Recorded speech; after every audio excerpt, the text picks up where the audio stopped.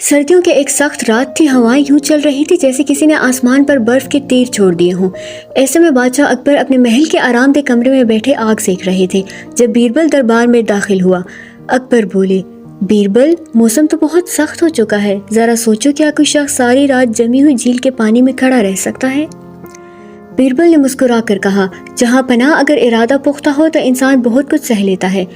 اکبر کو یہ بات عجیب لگی. فوراً حکم دیا کہ کوئی غریب آدمی لایا جائے. ایک مزدور کو دربار میں پیش کیا گیا جس کے کپڑے بہت پرانے اور چہرہ بھوک سے زرد تھا. بادشاہ نے کہا، اگر تم آگرہ کی جھیل میں کھڑے ہو کر ساری رات گزار لو تو تمہیں انعام میں سونے کے سکے دیے جائیں گے. غریب مزدور کے ذہن میں اپنے بھوکے بچوں کا خیال آیا تو وہ فوراً مان گیا. اکبر نے سپاہیوں کو حکم دیا کہ مزدور کو باغ کی جھیل تک لے جائیں اور وہاں اس کی نگرانی کریں.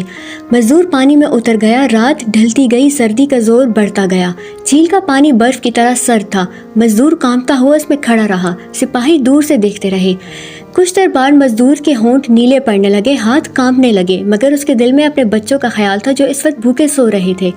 دور محل کی کھڑکی میں ایک شمع جل رہی تھی. مزدور نے اس روشنی کو دیکھا اور دل میں کہا، اگر یہ شمع جل سکتی ہے تو میں بھی زندہ رہ سکتا ہوں. یہ میرا سہارا ہے.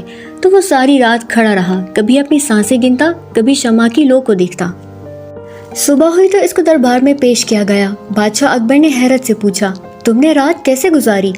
مزدور بولا، بادشاہ سلامت، میں نے ساری رات محل میں جلتی ایک روشنی کو دیکھ کے گزار دی. اس روشنی نے میرا حوصلہ بڑھایا. یوں لگا جیسے وہ روشنی میرے ساتھ ہے.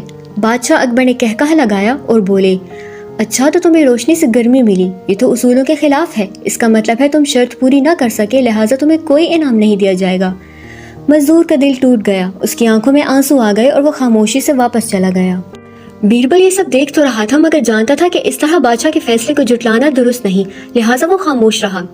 اگلے دن اس نے بادشاہ کو اپنے گھر کھانے پہ بلایا. بادشاہ اکبر جب بیربل کے گھر پہنچے تو کیا دیکھتے ہیں کہ بیربل نے ایک بڑے سے برتن کو لاٹھیوں کے سہارے رسی سے باندھ کر ہوا میں لٹکا رکھا ہے جس میں چاول پک رہے ہیں. برتن سے بہت نیچے آگ جل رہی ہے. واضح دکھ رہا ہے کہ آگ کی تپش برتن تک نہیں پہنچ رہی. اکبر نے حیرت سے کہا، بیربل، یہ کیا تماشا ہے؟ یہ چاول کیسے پکیں گے؟ آگ تو اتنی دور ہے کہ حرارت برتن تک پہنچ ہی نہیں سکتی. بیربل نے ادب سے جواب دیا، بادشاہ سلامت، اگر دور محل میں جلتی ایک شمع سے مزدور کو رات بھر گرمی مل سکتی ہے تو یہ چاول بھی اس آگ سے پک جائیں گے. بیربل کا یہ کہنا تھا کہ ماحول میں ایک دم سناٹا چھا گیا. بادشاہ اکبر کا چہرہ شرمندگی سے جھک گیا. وہ سمجھ گئے کہ انہوں نے ایک غریب کے ساتھ ناانصافی کی ہے. انہوں نے فوراً مزدور کو محل میں بلوایا اور انعام و کرام سے نوازا. پھر بیربل کو دیکھ کر بولے، بیربل، تم واقعی میرے دربار کا سب سے روشن چراغ ہو.